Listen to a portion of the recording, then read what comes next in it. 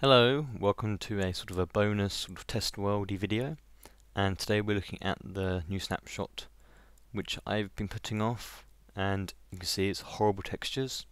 You can see the beacon has changed texture to what I've got on mine. It looks quite nice actually, but I really wanted to be on here because I wanted to test out these pistons. My pistons rely on light being underneath them and seeing it through. If you walk over them, you'll see that the light level is 0. So pistons are no longer see-through, which is an absolute pain. So basically this is a damage assessment of what could go wrong in my world. I think there is a possibility they may revert the changes back for pistons, because a lot of things do rely on it. So first of all we're going to test these. Like we just did, we're going to test my doors and the ender pearl elevator, and then we're going to hop on to my bod switch world and we're going to test that, because I'm yet to put that into my world, but I'm concerned about that. So we're going to just test this one. This one should work fine if we just get some wood. There shouldn't be anything different about this one at all. I'm really worried about the ender pearl elevator because of the collision boxes, and we'll go to the other side. So that works fine. That's okay. I thought I'd just give you a quick look at the bits I've been doing for my doors and that I put in my arena. Here is the skeleton version of the block switcher with the furnace. I've done a tutorial on this. There's one over there. There's a whole video on it. I will link it in the description. It's normally in there anyway, I think. So this works on block updates, and Redstone is a really good way of doing a single block update, because normally if you place a block, say if you put one here, you update it, and then when you remove it, you update it again, so you're not actually getting anywhere. With Redstone, you put it and it removes itself. So that's much easier to just do one update. And what this does is this updates the piston. Piston moves here, then there's a redstone torch under there. That then changes the power on this, as you saw there. If it's on, it changes to an inverter, so it inverts this signal and this signal. If there's a block there, it powers the block, and then powers that. So it doesn't invert it, and then that powers this redstone torch here, and then makes the piston extend. Just like so. And if you didn't have that there, then when you update it, you get that. So that's why it's there. You don't really want that to happen, funnily enough. So just a piston there, which then extend. As you can see, it's causing a lot of lag actually at the moment, just by doing that, which is quite surprising. So we have to just move it back, and then it resets itself. So that's why that works. And the block switcher is my normal super fast block switcher. I've put on loads of things. And over here is the breakdown of that door. So people are interested in this. What I've done on my surface opening door is I use this design but with redstone instead of a furnace. Here's the sideways version. This is a bit simpler, a lot simpler actually. It's just a normal bud switch. So under here is a redstone torch. Same principles on over there. When this updates, that moves, powers this bit and comes around here. When this updates again, it moves there, powers it, and that powers the piston as well. So that's how that works. It's just one of the strange things in Minecraft, that powering a piston diagonally. When the block updates will power it. Don't ask me why. I'm not that far into the code. So over here is the ender pearl elevator. This is the simplest one you can do. I'll give a quick show because I don't think I actually showed how to build it. There's not really much to it. Really, I'm lagging today on this snapshot.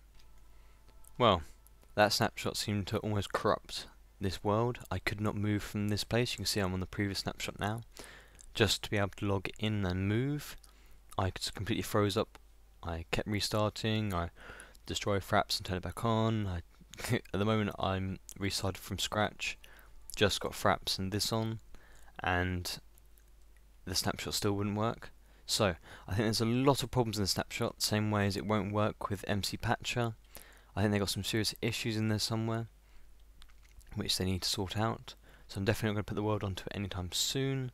I'm going to at least keep it on this snapshot until the server finished its competition, and then I can put in my entry for that, and then afterwards if I have to change all the lights, so be it. I don't want to, but I may have to. So I'm going to hop onto my new world, my one with my bud switches on, with my day-night sensor, on the new snapshot, and see if I can build one of these and test it on that. I don't know if it just doesn't like this world, so back in a sec. Okay, so we're back on the new snapshot. I seem to be able to move around this bit. I don't know if it's just a bug in the other world, but we just quickly set up one of these. The maximum height you should really be going is around 25 to 28. The higher up you go with it, the more unreliable it is, because the more that the ender pearl can strafe. That means move side to side. Whoa, a bit of lag there. Hopefully this doesn't bug up again. And all you have to do, I use the glowstone because it makes a nice lighting effect when you hit it. And all you need to do is put 2 blocks on top. You can do redstone lamp for the bottom, you don't have to do that one. It's 2 bits of redstone there, you grab a fence, and you grab a pressure plate, as to, well, it should be able to be a wooden one, but you don't really want other things setting them off. What I found on the current snapshot that I'm using and this one is bats are absolute menace. If you have any sort of mob trap that uses pistons and detectors or tripwires, bats will mess them up. So I really hope they remove them when they finish the Halloween stuff. I really don't want them in the game. So let's go give myself some ender pearls first, because that's always useful. And you have to go in game mode 0 for ender pearls, but you cannot throw them creative. And we'll just test this. So it's harder doing it for 1 because the way Minecraft works, you can't really look up where you want. So that works fine, and that's basically the simplest one you can do. You can do tripwires and things as well, but they would make it so you would have to have something over this side as well. Whereas this one, it's very compact, and well, it means that you can use the rest of the area. Like on mine, I come up on the side, that's on the wall, and then I can just keep going, or I can move this way. It doesn't get you stuck there. You can have multiple ones next to each other, so you can have the repeaters and redstone to do separate ones, or you can have multiple shoots of them. Much simpler. So, and like on my test bit before that I showed you, you can sometimes get stuck on top of this pressure plate when you ender pearl up. So you can end up being here with it being stuck open. And what I did on mine, I just had a piston on the top. Well, just for my test world anyway, not for my actual one. My actual one, it's okay. But for the test world, I had a extra piston on top, so that it had a tiny delay on it, so that you hit here, and if you got stuck on here, like a second later, it would then push a block towards you and push you off anyway. This is what I'm going to be using on the middle of my Sky Fortress. I know a lot of new people haven't seen that yet, but if you want to see that, go look on the previous videos. There isn't much of it at the moment. I just like building the side pillars. So, we're going to test this. I know some people are having some problems with this, and it is a very hard thing to make if you don't know what you're doing. So we just go to times 1600 and just see that it changes. We can do it on this one over here as well. We'll just give you a quick look. I know a lot of people on my channel from before have seen this a lot. It's probably the most commonest requested thing. So basically I'm looking at the block updates. Oh, one of them changed. Okay, that one changed and the array is turned on, so the array still works. 2 turned on. And there's a bit of lag here now. This snapshot is absolutely awful. Well, I can say that the light still works going through there. It doesn't go through the piston obviously now, but I'm more worried about the light not going through the extended part of the piston. So pause until they've all lit up so I can test the array as well. So back in a sec. Okay, so they're all on, and I noticed something while I was waiting. I can't hear the rain. My sound is up, my headset's on max volume. If I put a block down, it's rather loud, but I can't hear the rain. Very strange. So, if we just turn time to 1, first one goes off, array goes off, it's all linked up. So that works perfectly still. That was rather fast changing as well. Okay, I'm pleased with that. There is no changes needed for the design at all. It works perfectly. I'm very happy about that. And I wanted to put one of these into my arena, but not inside the arena, of course, because I want it lit up all the time.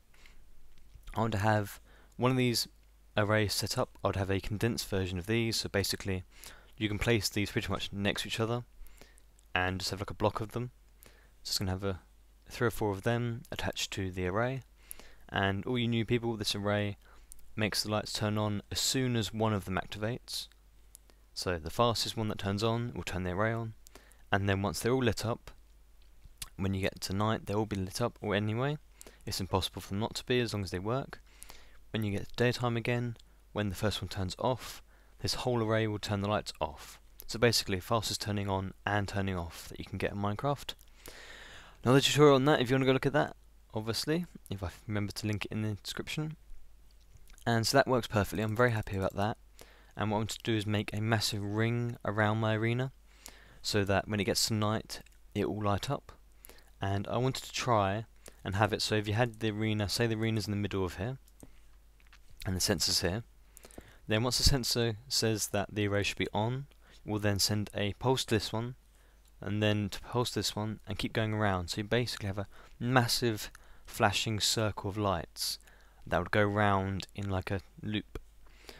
So you could be able to follow the signal around at night. It would look quite cool probably. I want to try it out, see if I can get it to work. And all I'd have to do is have a clock or a pulse, and then that will be activated and turned on when it's night time, and then turned off in daytime. I think it'd be quite cool, but that's a bit of a bigger project. And over here I was going to show you this. This is what DocM has been playing with and a lot of people have been doing, and I had an idea that I could probably use this for the surface of my world, and it seems to work okay. Basically all you do is all you need is a detector rail. You have your lamp here with a block underneath it, or that block next to it. It should work like this, and then as long as you don't move the block next to it, it will stay lit up. So that lights up the detector. You move the rail and it stays on. You can then destroy this and it stays on, and it does produce light. I did check, so here it's actual real light. Unless they fix that, I suspect they may fix that, although in this snapshot it's still working, so 1.4 may have it still, although they are trying to fix a lot of these glitches. And if I remove this block here, then it will turn off. There you are. So what I could do is put a load of these next to my grass and then set it off. So let's do it again. People may have seen this already on DocM's one, but I just found this interesting. I'm not claiming it's my own or anything at all. Let's grab a piston. Doesn't matter if it's sticky or not. And you just get a lever out. So it took a lot of effort to do this, but it would work, it would seem. So therefore the whole surface would be like that.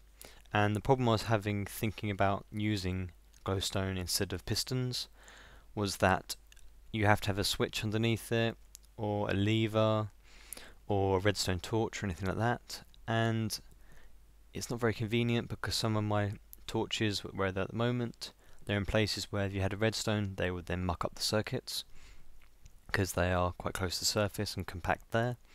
I don't really want to rewire them, so I may look at doing this. I may test it on the world. It should work now, so I'll go test it probably, and just to see if it works. It may just be in your local spawn area. I'll just try it. It should be fine. So that was one of the ideas I had to do that, and I think that's basically everything covered this video. I won't be upgrading to Snapshot. Definitely not. I was expecting to give it a B version basically, because there seems to be problems with it. And the only other notable thing really from that snapshot was they changed the witches slightly, and they made it so creepers are deadly now. If creepers drop on you from a certain height, they explode instantly basically. There's a very, very short delay, so they don't do the normal spang, they go spang. So that's something to work to watch out for in 1.4, just let you know.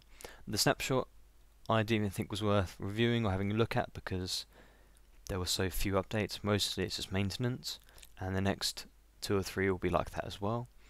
So anyway, I hope you enjoyed this style of video, just me trying to work out what I would normally do on my hours and hours of not doing videos. I had to spend a lot of time doing this sort of thing normally to make sure things work, or testing things. I don't want to put things into the world that don't work, and it just helps me make quality videos for you guys. So if you like this sort of style of video, sort of a test world checky uppy video, then do tell me, and I may do more in the future. If you don't like them, just tell me, and I may put them on the second channel, or just not do them at all.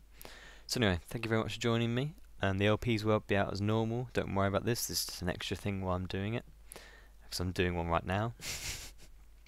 And as always, if you have any suggestions for me to do things on the LP, I am always welcoming them.